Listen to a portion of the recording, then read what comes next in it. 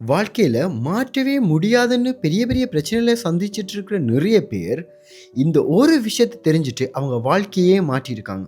அந்த விஷயம்தான் low of attraction, பிரபஞ்ச ஈர்ப்பு விதி.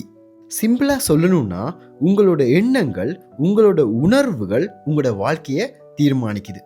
நீங்க இப்படி யோசிச்சு பாருங்க. நீங்க ஒரு நாள் முழுக்க எனக்கு எதுவுமே சரியா நடக்கல, என் வாழ்க்கையே ரொம்ப கஷ்டமா இருக்குன்னு நீங்க நினைச்சிட்டு இருந்தீங்களா இருந்தா உங்களுக்கு வெளியே நடக்கிற விஷயங்களும் அப்படித்தான் நடக்கும்.